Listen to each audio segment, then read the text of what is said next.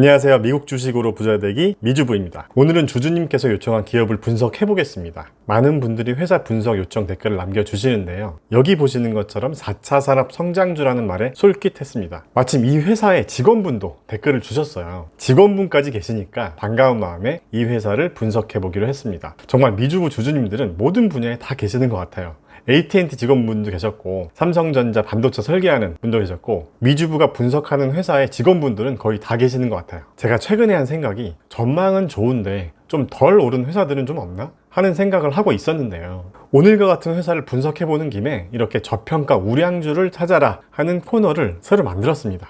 다 알려진 회사나 이미 오른 회사들만 분석하다 보니까 개인적으로 재미도 좀 없었고요. 저평가 우량주를 찾아서 주주님들과 함께 공유해보고 싶은 마음에 이렇게 한 코너로 만들게 됐습니다. 근데 솔직히 부담도 있습니다. 루키 기업들이다 보니까 주가 변동성도 클 수 있고, 제가 분석 영상을 올린 다음날 주가가 하락하면 좀 비아냥거리는 댓글도 있었고요. 물론 예의에 어긋나는 댓글들은 삭제하고 있습니다. 당연히 99% 이상 미주부 주주님들은 매너 있고 훌륭한 분들이 많은 것 같습니다. 아무튼 이런 코너가 개인적으로 좀 부담이 될 수도 있는데요. 그래도 일단 한번 해보겠습니다. 적어도 몇 년 이상 장기 보유했을 경우 기업 가치가 오를 회사를 찾는 취지로 만들어 본 코너입니다. 마침 지금 전기자동차 자율주행 키워드를 주제로 기업을 분석 중이었고, 주주님께서 분석 요청해 주신 회사는 5G 전기자동차 키워드와 관련해서 유망한 회사라고 생각했기 때문에 현재 다루고 있는 주제에도 맞는다고 생각했습니다. 그리고 부탁하고 싶은 게 있습니다.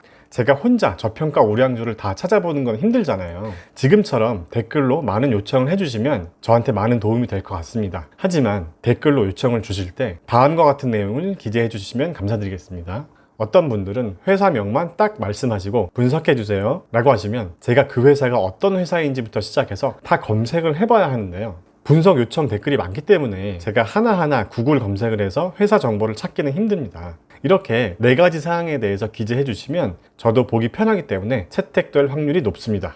자, 첫째로 기업명, 한글, 영문과 티커까지 같이 기재해 주시면 감사드리겠습니다. 이렇게 테슬라, 티커는 TSLA인 것처럼요. 두 번째로 어떤 산업군인지도 같이 기재해 주시면 좋겠습니다. 아니면 이렇게 키워드 위주로 말씀 주셔도 좋습니다. 세 번째로 시가총액과 현재 주가가 얼마인지도 같이 기재해 주시면 더 좋은 참고가 될 것 같아요. 네 번째로 52주 최저가 대비 얼마나 올랐는지도 같이 기재해 주시면 좋을 것 같습니다. 52주가 최근 1년을 말하는 거고요. 예를 들어서 52주 최저가가 $40 대비 현재 $70라면 그래도 그렇게 많이 오른 건 아니잖아요. 근데 만약에 52주 최저가가 $40인데 현재 $400라고 하면 분석하고 싶은 마음이 사라지지 않겠어요? 자, 그럼 시작하겠습니다. 오늘 분석할 회사는 바로 투식스라는 회사입니다. 미주부 주주님이 왜 4차 산업혁명 유망주라고 하시면서 분석 요청을 하셨는지 지금부터 자세히 알아보겠습니다. 투식스 회사에 대한 주요 키워드를 뽑아봤습니다. 그 전에 먼저 회사 소개를 해드리겠습니다. 첫째로 5G, 미래차, 전기자동차 확대의 수혜주라고 합니다. 두 번째로 3D 센싱 공급망에서 키플레이어다. 애플뿐만 아니라 모든 스마트폰에 들어가는 중요한 부품인데요. 다시 자세히 설명드리겠습니다. 세 번째로 매출 비중이 큰 사업부는 아니지만 앞으로 성장 기회가 있다는 부분입니다. EUV 장비 부품을 ASML에 공급하고 있다고 합니다. ASML은 다들 아시죠? 삼성과 TSMC 같은 파운드리 기업의 이 ASML이 독점적으로 EUV 장비를 제공하고 있습니다. 여기 기사를 잠깐 보시면 삼성과 TSMC 파운드리 경쟁에 ASML 웃는다. 밑에 기사 내용을 잠깐 볼까요? 세계 유일의 극자외선 EUV죠. 이 노광 장비 생산업체인 네덜란드의 ASML이 올해 2분기에 직전 분기 대비 2배의 순이익을 냈다고 하죠. 세계 유일이라고 합니다. 자, 이런 기업이 위대한 기업이죠. 이 ASML의 오늘의 주인공인 투식스가 부품을 납품하고 있다는 겁니다. 앞으로 이 시장도 더 커질 거라는 거고요. 네 번째는 장기적으로 시총 $600억 간다. 제 얘기가 아니고 미래에셋 이원주 애널리스트님의 말입니다. 뒤에서 자세히 말씀드리겠지만 현재 시가총액이 $45억 정도 됩니다.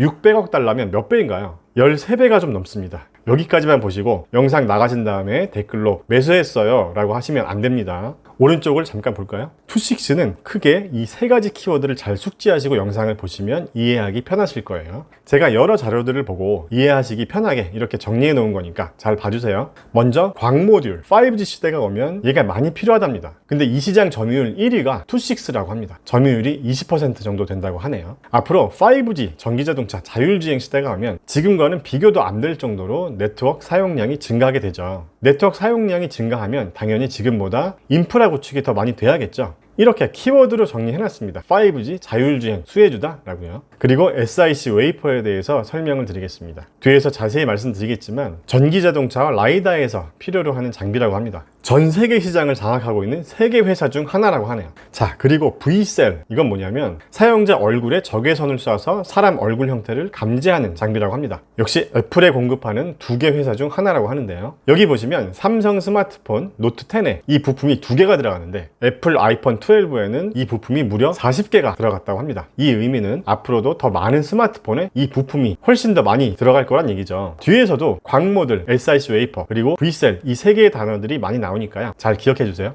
회사의 매출 구성을 먼저 보고 가겠습니다. 사업 부분 매출이 크게 세 가지 형태입니다. 포토닉스, 레이저 솔루션, 퍼포먼스 프로덕트, 이 세 가지 부분으로 나눠져 있습니다. 먼저 포토닉스 매출을 보겠습니다. 2018년보다 2019년 매출 비중이 더 커졌습니다. 전체 매출에서 46%를 차지하고 있고요. 광 모듈이나 통신 케이블에 쓰이는 장비 매출이라고 합니다. 레이저 솔루션은 V셀 칩이나 레이저 절삭 장비 관련 매출이 이 사업부 매출이고 전체 매출에서 29% 정도 차지하고 있습니다. 그리고 퍼포먼스 프로덕트 매출은 SiC 웨이퍼, 사업부 매출이 여기에 포함되어 있습니다. 전체 매출의 24% 정도 됩니다. 자, 사업 부분 매출 구성에서 방금 전에 말씀드린 3개 키워드가 다 나왔죠. 자, 그 다음에 지역별 매출을 보면 미국이 48%고 중국 매출 비중이 높네요. 27% 정도 됩니다. 나머지는 유럽이 16%, 일본이 7% 정도 됩니다. 여기 중국 매출 비중이 높은 게 지금 상황에서 조금 불안한 요소인 것 같긴 하네요. 자, 투식스 고객사들인데 참고만 해주세요. 유명한 기업들이 많이 보이죠. 방금 나왔던 ASML도 있고 노키아, 시스코, 포드도 보이네요. 그러면 투식스에 대해서 조금 더 자세히 알아보도록 하겠습니다. 아까 앞부분에 기억하라고 했었던 3개 키워드 중에서 광 모듈이 다시 나왔습니다. 광 모듈은 빛 신호를 전기 신호로, 그리고 전기 신호를 다시 빛 신호로 바꿔주는 모듈 장치입니다.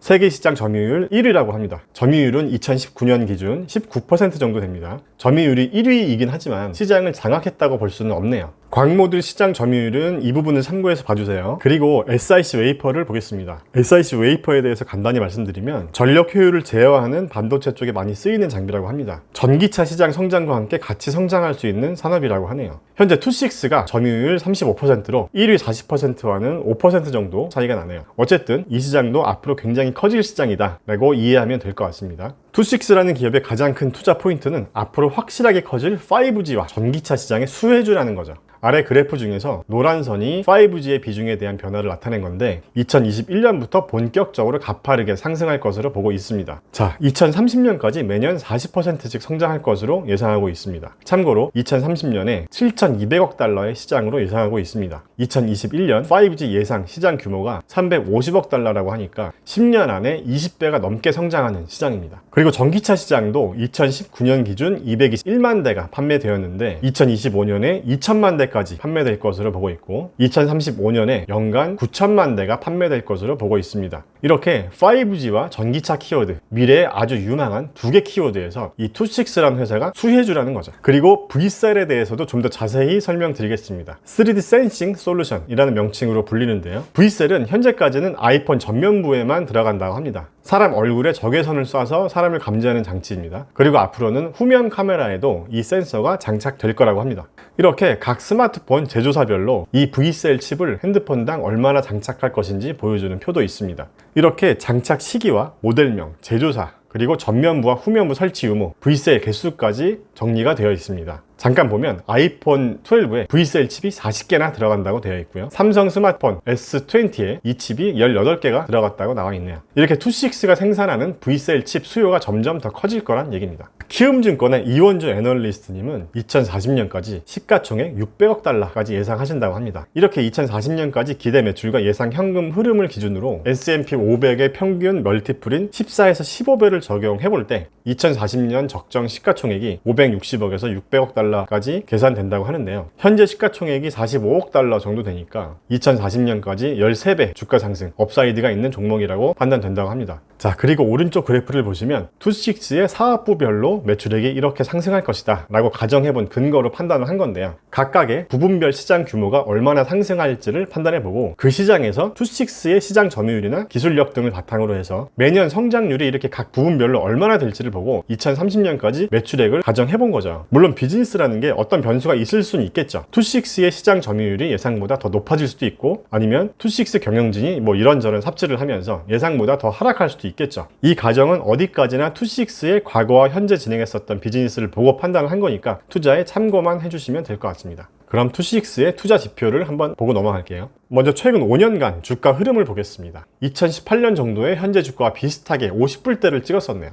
2019년까지는 꾸준히 하락을 했다가 2020년부터 다시 주가가 오르기 시작하고 있습니다. 그리고 최근에 다시 조정이 있었고요. 투식스 주가 변화와 함께 5년간 투식스의 매출과 순이익이 어떻게 변했는지 같이 비교해서 보겠습니다. 보시는 것처럼 매출은 꾸준히 성장하고 있습니다. 그럼에도 불구하고 2019년에 주가가 빠진 이유는 아마도 2019년 실적 때문이 아닌가 생각합니다. 참고로 투식스는 매년 6월에 회계 마감을 하는 것 같은데요. 아래가 순이익입니다. 계속 이익을 내고 있다가 최근 1년 사이에 회사가 순이익 적자가 났습니다. 이런 부분이 주가에 반영된 게 아닌가 생각합니다. 근데 2020년부터 다시 주가가 올라가기 시작하고 있습니다. 왜 2020년부터 주가가 다시 올라가기 시작했을까요? 잠시 뒤에 다시 알아보겠습니다. 그 전에 먼저 매출이 꾸준히 상승하고 있었는데도 불구하고 최근 1년 순이익이 왜 적자였는지 한번 보겠습니다. 먼저 매출이익을 전년도와 비교해 보겠습니다. 그로스 프로핏 시 매출 이익을 말합니다. 매출 이익은 총 매출에서 매출 원가만 뺀 이익을 의미합니다. 이 부분을 먼저 보는 이유가 제품 원가가 올라갈 경우에 여기 매출 이익이 낮아지겠죠. 과거보다 제품 원가율이 높아진 건 아닌지 이걸 먼저 보려는 겁니다. 자, 여기 이 부분을 비율로 바꿔서 한번 보겠습니다. as a percent of revenue를 선택했습니다. 매출 이익률은 전년 대비와 큰 차이가 없습니다. 이 의미는 매출이 올랐는데 생산 원가율이 더 올라서 이익이 줄거나 그러진 않았다는 의미입니다. 매출 대비 원가율은 61% 정도 되고 과거 몇 년 전과 비교해봐도 비슷합니다. 그리고 매출이익은 38%대로 역시 과거와 비슷합니다. 자, 매출이익률은 과거와 비교했을 때 문제가 없는 것 같아요. 그럼 그 다음을 볼까요? 자, 원가적인 부분은 문제가 없으니까 순이익이 적자란 얘기는 뭔가 비용을 더 많이 썼다는 얘기가 되겠네요. 한번 보겠습니다.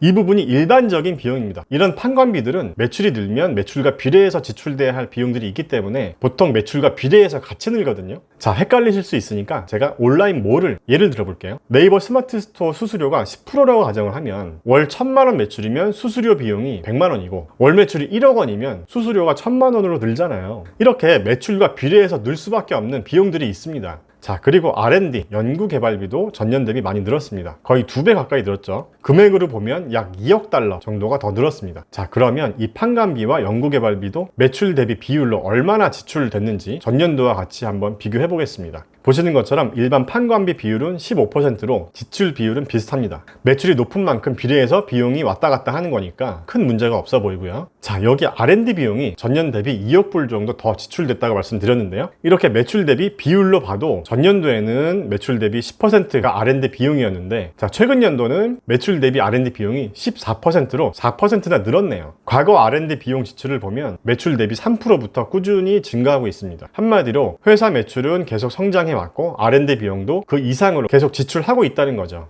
기업이 성장하려면 연구개발비에 투자를 많이 해야 합니다. 자, 여기까지만 보면 전과 비교해 봤을 때 특히 더 비용이 지출된 부분은 R&D 비용 부분입니다. 자, 그러면 쭉 밑으로 내려가서 넷 인컴, 단기순이익을 보겠습니다. 직전 연도가 6,700만 불이 적자로 나왔습니다. 과거에는 꾸준히 순이익이 흑자였고요. 아까 R&D 비용이 전년 대비 거의 2억 불 가까이 더 지출됐다고 말씀드렸는데요. R&D 비용을 전년도와 비슷하게 지출했다고 가정을 하면 순이익이 적자가 아니었겠네요. 한번 계산해 보겠습니다. R&D 비용을 전년도보다 2억 불 더 썼고 이번 연도가 6,700만 불 적자니까 2억 불에서 6,700만 불을 빼면 1억 3천만 불, 1억 3,300만 불이 나오네요. 이 R&D 비용 지출이 더 늘지만 않았다면 순이익이 전년도 1억 700만 불보다 더 늘었을 수도 있겠네요. 자, 여기까지만 보면 이번에 처음으로 순이익이 적자가 나긴 했지만 가장 큰 이유가 R&D에 많이 투자해서 그렇다라는 의미고, 기업이 R&D에 투자를 많이 한다는 의미는 미래에 더 크게 성장하고자 하는 의지가 있다는 걸로 해석이 되죠. 그러기 위해서 돈을 더 썼다는 거니까요.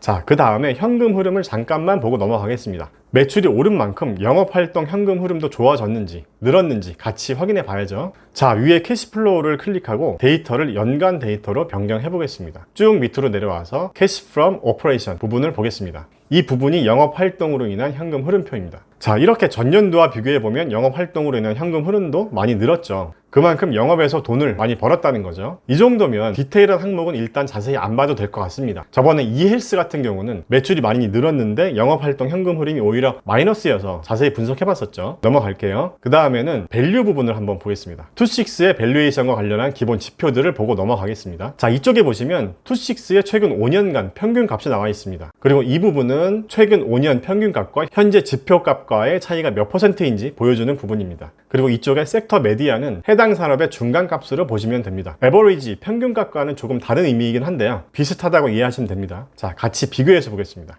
먼저 PE 레이시오를 보겠습니다. 일단 논갭을 먼저 볼게요. 현재 PE 레이시오가 16.78배고요. 과거 5년 평균값이 19.97배니까 PE 레이시오 지표상으로 과거 5년 평균 주가보다 저평가되어 있습니다. 여기 TTM이 뭐고 FWD가 뭔지는 다 아실 거라 생각하고 설명 생략하겠습니다. 그리고 PEG 레이시오는 1.13으로 산업 평균치보다는 낮습니다. 마찬가지로 저평가란 의미입니다. 쭉 내려서 PS 레이시오도 한번 보겠습니다. 매출 성장성이 큰 회사니까 매출 대비 주가가 고평가인지 저평가인지도 같이 보겠습니다. 마찬가지로 과거 5년 평균 PS 레이시오보다 현재 저평가되어 있습니다. 약 19% 정도로 저평가되어 있습니다. 산업 평균은 PS 레이시오가 3배수가 넘는데요. 산업 평균보다도 훨씬 저평가되어 있습니다. 프라이스 투 북 레이시오도 과거 5년 평균 대비 저평가되어 있습니다. 산업 평균과 비교해봐도 저평가되어 있네요. 그 다음에 그로스 탭을 한번 클릭해 보겠습니다. 첫 번째로 매출 성장성, 레비뉴 그로스를 보겠습니다. 최근 5년 매출 성장성 평균 값이 18.75%인데요. 최근 연도 매출 성장률은 74%가 넘습니다. 최근 5년 성장률과 비교해 봤을 때 거의 300% 가까이 차이가 있습니다. 산업 평균 성장률이 6.22%인데 뭐 비교가 되지 않을 정도로 좋습니다. 향후 기대되는 매출 성장률도 좋습니다. 앞으로의 매출 성장성도 기대가 크다는 의미죠. 자, 마지막으로 이것까지 한번 보겠습니다. 프리 캐시 플로우, 기업의 현금 창출 능력이 가장 중요하죠. 업계 평균보다 이 프리 캐시 플로우도 향후 기대되는 성장성이 아주 좋습니다. 자, 여기 오퍼레이션 캐시 플로우 그로스는 영업 현금 흐름 성장성입니다.